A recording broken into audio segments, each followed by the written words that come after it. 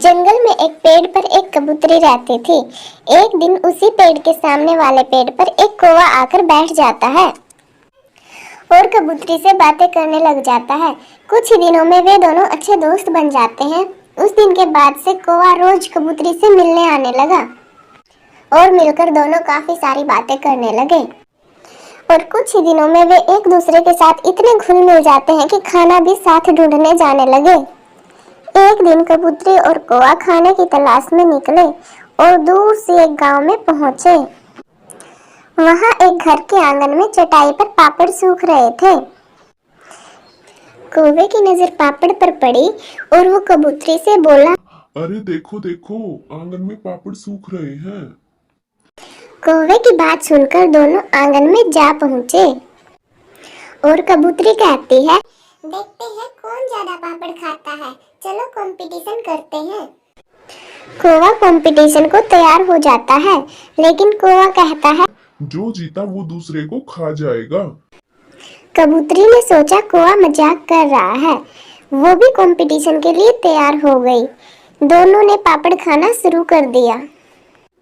कबूतरी पूरी ईमानदारी से पापड़ खा रही थी, लेकिन कौवा बहुत चालाक था। वह कुछ पापड़ खाता तो कुछ चटाई के नीचे छिपा देता और इस प्रकार धोखा देकर कौवा कंपटीशन जीत जाता है और वो चिड़िया से कहता है कि अब मैं तुम्हें खाऊंगा।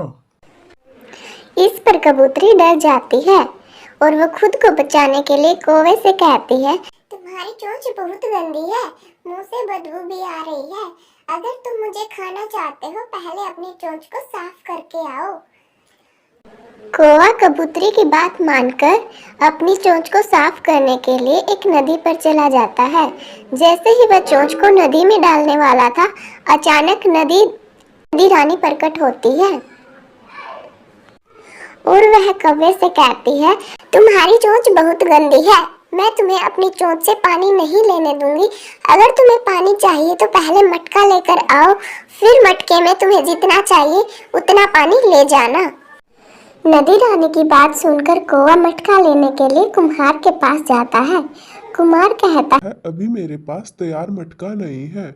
अगर तुम मिट्टी लेकर आओगे तो मैं तुम्हें एक मटका तैयार करके दे दूंगा।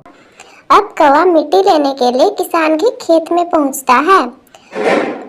जब वह मिट्टी लेने के लिए धरती में अपनी चोंच बार बार मार रहा था, तभी अचानक धरती माता प्रकट होती है और वो कहती है, तुम्हारी चोंच बहुत गंदी है, मैं तुम्हें अपनी चोंच से मिट्टी नहीं लेने दूंगी। अगर तुम्हें मिट्टी चाहिए तो इसके लिए तुम पहले फावड़ा लेकर आओ। धरती माता की बात सुनकर कौवा फावड़ा लेने के लिए लोहार के पास गया और वो कहता है, मुझे फावड़ा बना के दो। लेकिन लोहार कहता है, अगर तुम्हें फावड़ा चाहिए तो तुम मुझे आग ला कर दो, तभी मैं तुझे फावड़ा दूंगा। लोहार की बात सुनकर कौवा आग लेने के लिए एक किसान के घर पहुंचता है। वहां किसान की पत्नी चूल्हे पर खाना बना रही थी। वह किसान की पत्नी से कहता है, मुझे आग चाहिए। किसान की पत्नी जलते हुए चूल्हे से एक लकड़ी निकालकर कौवे की चोंच में रख देती है। आग की लपटों से कौवे के पंख जल जाते हैं, जिससे कौवा जलकर राख हो जाता है और कौवे को उसके द्वारा किए गए धोखे की सजा वही मिल जाती है। इस कहानी से हमें यह शिक्षा मिलती है, हमें किसी के साथ भी धोखा नहीं करना चाहिए, वरना हमारा वही हाल होगा जो अंत में कौवे का हुआ है। धन्यवाद।